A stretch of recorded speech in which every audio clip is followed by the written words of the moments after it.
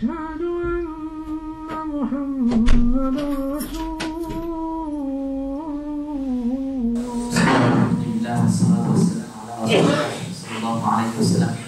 Dans le sens du hadith, le prophète nous dit, en s'adressant à l'éducation de nos enfants, apprenez à vos enfants la prière à l'âge de 7 ans et corrigez-les à 10 ans s'ils ne la font pas. Ensuite, il nous dit séparer le garçon de la fille dans leur chambre des lits. Donc la semaine dernière, on avait parlé de la rentrée scolaire. C'était la rentrée scolaire. On avait dit qu'il fallait préparer cette rentrée, la rentrée de nos enfants, comme on prépare chaque chose. On prépare, Inch'Allah, pour aller en vacances, on prépare les bagages, on prépare les différentes choses. De la même façon, pour la réussite de l'éducation de nos enfants, il fallait préparer sa rentrée scolaire. Car notre réussite et notre succès, elle se trouve dans la réussite et le succès de nos enfants. Quand est-ce qu'on va réussir? C'est quand nos enfants ils vont réussir. Quand nos enfants, ils vont être les meilleurs. Et si on n'éduque pas nos enfants, alors on va perdre dans ce monde et dans l'au-delà. Si on n'a pas réussi à éduquer et à transmettre notre savoir à nos enfants, alors ce sera une perte pour nous, dans ce monde et dans l'au-delà. Même si on est riche, même si on a des biens, même si on a réussi à construire des maisons, même si on a réussi à construire dans notre pays d'origine plusieurs maisons avec plusieurs étages, mais si nos enfants ne sont pas éduqués, si nos enfants n'ont pas réussi, alors on aura tout perdu. Pourquoi? Parce qu'un jour la maison elle va disparaître. Un jour, tout ce que j'ai construit, tout ce que j'ai investi, il va disparaître. Et qu'est-ce qui va rester? Il va rester des enfants perdus. Des enfants sans aucune éducation, sans aucun savoir, sans aucune importance de la religion. Donc mes chers frères, mes chères sœurs, on revient et on insiste sur ce point de l'éducation de nos enfants. Il faut investir sur nos enfants. C'est pas je construis une maison, au bout de 30 ans, je vais construire une maison, au bout de 30 ans, il va falloir faire un rafraîchissement, il va falloir faire des travaux. Et l'enfant, si on a oublié d'investir sur lui, eh ben, il va être gaspillé pour tout le temps. Pour tout le temps. Donc notre souci, c'est comment nos enfants, ils réussissent, et aussi ils réussissent d'un point de vue scolaire. Comment ils atteignent le cycle supérieur, les études universitaires. Ça, c'est ce que le musulman et la communauté a besoin. Que nos enfants, ils arrivent à ce cycle supérieur. Ils arrivent à l'université, aux écoles d'ingénieurs, aux écoles de commerce. Ça, c'est important pour nous, on en a besoin, et ça va être une réussite pour nous. Et il est rapporté que la vie de l'enfant, elle passe par 3 étapes. La première, les savants ils nous disent, les 7 premières années, il faut jouer avec lui. S'amuser avec lui, c'est les 7 premières années. Amuse-toi avec ton enfant pendant les 7 premières années. Profite, joue avec lui. C'est ce que les savants ils te conseillent. Ensuite, les 7 années après, de 7 ans jusqu'à l'âge de 14 ans, apprends-lui, enseigne-lui ce qui est bien et ce qui n'est pas bien. Ça, c'est les conseils des savants qui nous donnent. Apprends-lui, enseigne-lui. Apprends-lui ce qui est bien, apprends-lui ce qui n'est pas bien. Et ensuite, la 3e étape, de 14 ans à 21 ans, accompagne-le. Sois son ami, sois son confident. Discute avec lui de tout. N'aie pas de barrière de distance avec ton enfant de 14 à 21 ans. Et si la personne elle a réussi ces étapes, elle a réussi à forger son enfant, ces 7 premières années, les 7 d'après, les 7 d'après, à l'âge de 21 ans, cet enfant-là devient complet. Complet dans la religion, complet dans le savoir, complet dans l'éducation, complet dans la recommandation du bien, dans l'interdiction du mal. C'est un enfant complet à l'âge de 21 ans. Et voilà, c'est la méthode que nos ancêtres, ils enseignaient à leurs enfants. C'était de cette manière que nos parents et les grands-parents enseignaient à leurs enfants. Ils les accompagnaient, ils jouaient avec eux les 7 premières années, ils leur enseignaient les 7 d'après, ils les accompagnaient, ils se devenaient leurs amis, leurs confidents les 7 d'après. Pourquoi? Parce que notre investissement, c'est la réussite de nos enfants. Ce n'est pas dans la construction des biens et des maisons, etc. Combien ils ont construit des maisons? Combien de personnes ils ont construit des maisons? Ils sont arrivés à l'âge de la retraite, mais une fois qu'ils sont arrivés à l'âge de la retraite, ils ont 1, 2, 3 maisons, mais leurs enfants, ils sont gaspillés. Ils sont perdus. Ça leur a servi à quoi? Ça leur a servi à rien du tout. Leurs enfants, ils sont perdus. Qu'est-ce qu'ils vont faire de ces maisons? Subhanallah. Donc comment on doit s'impliquer pour nos enfants? Comment on doit s'impliquer pour l'éducation de nos enfants? Et ça passe par la préparation.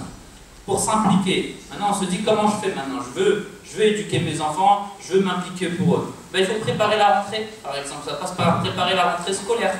Là, mon enfant il est rentré à l'école, Et qu'est-ce que je dois faire? Est-ce que je dois uniquement le faire rentrer à l'école, il rentre et à la fin de l'année, je regarde son résultat, est-ce qu'il a eu des bonnes notes ou est-ce qu'il n'a pas eu des bonnes notes, est-ce qu'il passe en deuxième année ou il passe pas en deuxième année, est-ce que ça suffit?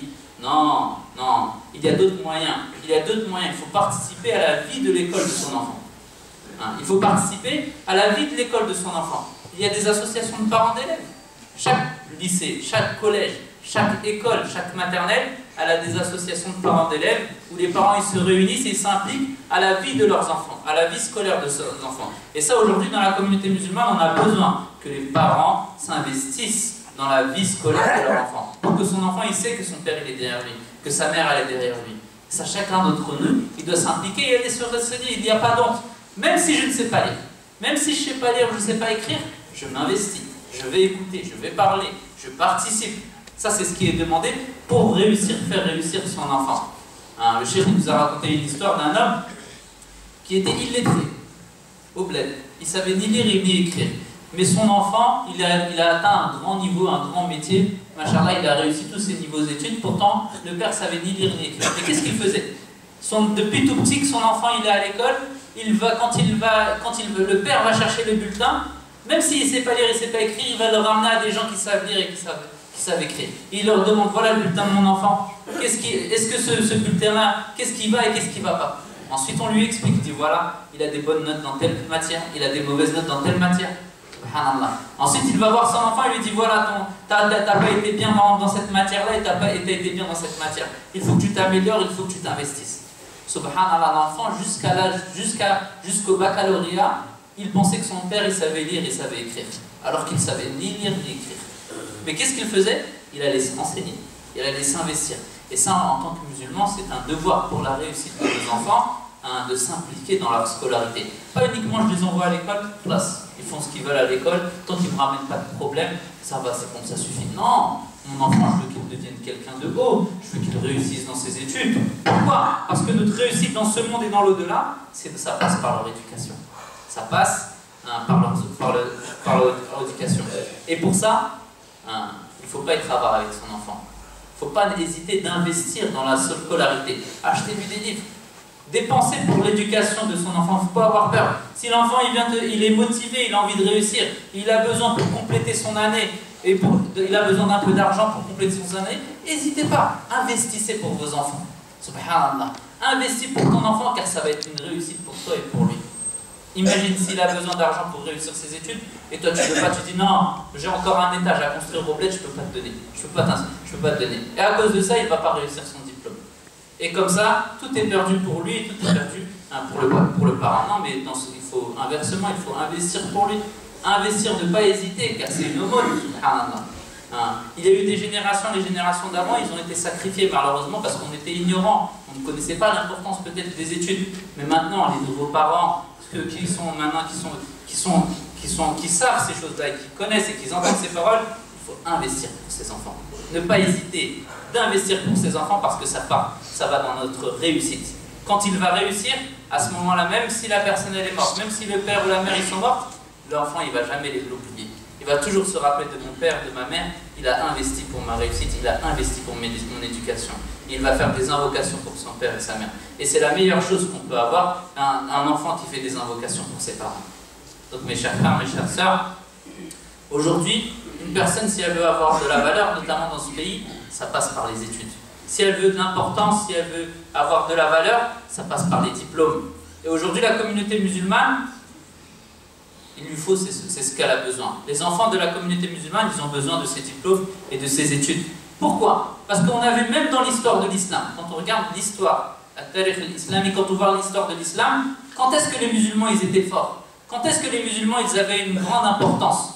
C'est quand ils ont donné l'importance de la science, quand ils ont donné l'importance aux savants, quand ils ont donné l'importance au savoir. À ce moment-là, l'islam il était à son apogée, il était le plus haut. Subhanallah, les musulmans, ils étaient les plus forts, ils étaient les plus respectés. Pourquoi? Parce qu'ils ont donné l'importance au savoir. Parce qu'à tel point même que certains gouverneurs, ils payaient des gens en or, le poids des livres en or, pour pouvoir dire, traduisez-moi tous les livres qui existent de science et je vous payerai en or. Pourquoi? Parce qu'ils avaient la valeur.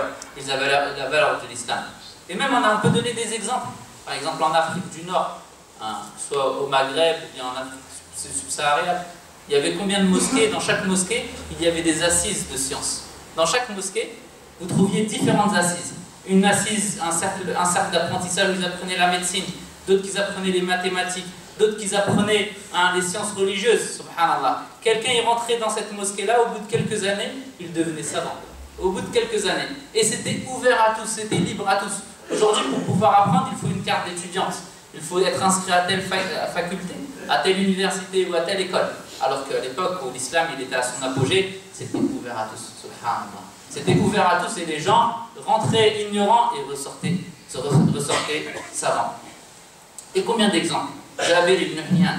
Jabir, c'est lui qui a instauré les méthodes d'algèbre, de calcul. On appelle aujourd'hui algèbre. Ça vient d'où le mot algèbre? C'est un savant musulman.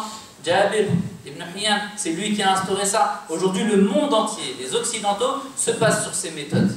Et combien d'exemples encore? Ibn Sina, un médecin.